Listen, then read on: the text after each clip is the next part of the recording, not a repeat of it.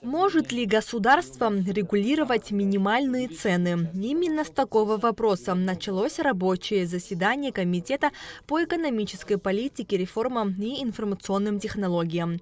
Речь идет об установлении минимальной цены на туристические путевки. С предложением внести туроператорскую деятельность в закон о государственном регулировании цен выступил депутат Инар Гицба. Предлагается в понятийный аппарат включить такое понятие, как цикличный демпинг. Оно подразумевает особое внимание, к вопросу возможного искусственного занижения, недобросовестного занижения цен на туристический продукт, но он цикличный, И тут орган уполномочен, он будет регулировать, в какой период, в какой мере будет это государственное регулирование. Второй вопрос – это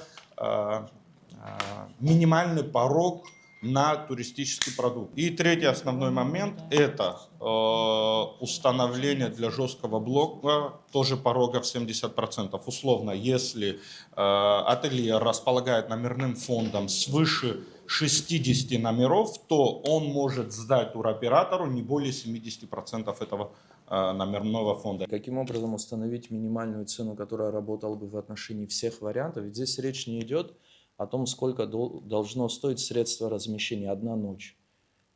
Здесь речь идет о продукте, который может включать в себя еще и экскурсии. Но вот мы, допустим, поставим минимальную цену 20 тысяч рублей на одного человека. В итоге никто не приедет. В итоге было принято решение провести заседание с привлечением экспертов из этой области для еще более глубокого анализа. Мы, как уже говорили, что основной задачей Министерства экономики является создание условий для стимулирования сегодня национальной экономики и создание, а в нее входит это создание конкурентной среды. Мы все понимаем, что единственным правильным ценообразованием – это чем больше конкурентная среда, это правило мировой экономики, чем больше конкурентная среда, тем реальная стоимость или минимальная маржа, или минимальная доходная часть того или иного вида деятельности.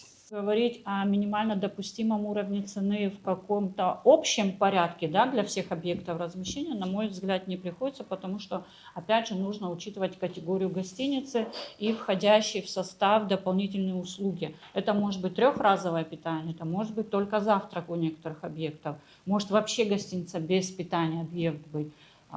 Трансфер предоставляется или нет. То есть все это формирует цену турпродукта.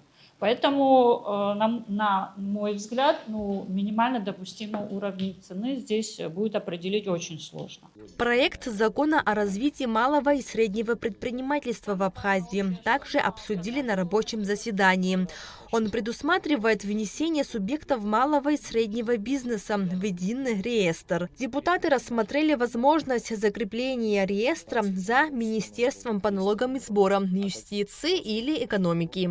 В ходе дискуссии были высказаны предложения и замечания, направленные на доработку данного проекта закона. Нам нет необходимости вести этот реестр, потому что если мы определяем, что для участия в программе выручка за предыдущий календарный год не должна превысить, например, 40 миллионов рублей, я прошу его вместе с заявкой принести мне копию отчетности по итогам, например, 2024 года и принимаю заявку в марте 2025 года.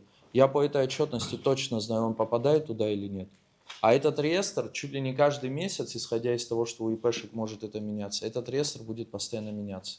После того, как мы выбрали, допустим, мы говорим о среднем предпринимательской доли. Когда мы взяли среднее предпринимательство, посмотрели реестр, который вы ведете, потому что вы пишете программу, смотрите, сколько человек у нас сегодня занимается из этих малого и среднего предпринимательства сельским хозяйством. Из 100 – 10. Вы понимаете, 10 человек из малого и среднего предпринимательства занимаетесь. Отправляйте дальше в налоговую, в районе всякой разной администрации и спрашивайте, чем они страдают, чем им плохо и чем им помочь. И вот это и есть самое ключевое стимулирование экономики Абхазии. Вот это даст результат. Депутаты также обсудили вопрос внесения изменений в закон о государственном регулировании цен. По словам Резу Зантария, закон должен регулировать ценообразование там, где нет конкурентной среды. Как регулируются цены, осуществляется ли контроль и какая работа ведется в этом направлении? Все эти вопросы интересовали депутатов. Контроль осуществляется в том числе и органами МВД, конкретно подразделением по борьбе с экономическими преступлениями. То есть в случае выявления нарушений составляются протоколы, привлекаются нарушители к ответственности. И в случаях, когда выявляется существенное нарушение порядка, применения государственного регулирования цен, Министерством экономики предпринимаются меры по анализу, каким образом было допущено, что это произошло, как можно изменить порядок госрегулирования цен для того, чтобы сузить вот это горлышко, где можно будет пройти в сторону и позволить себе нарушить действующий порядок, и каким образом потом это контролировать, чтобы не пришлось именно каждый магазин, где продается товар по регулируемой цене, чтобы не объезжать каждый из них, а более оперативно собирать информацию. Такая деятельность у нас на регулярной основе ведется. Члены парламентского комитета также в рабочем порядке рассмотрели проекты законов о закупах и о туристической деятельности. Нала Чхиндерия, Алексей Агухава, Абхазское телевидение.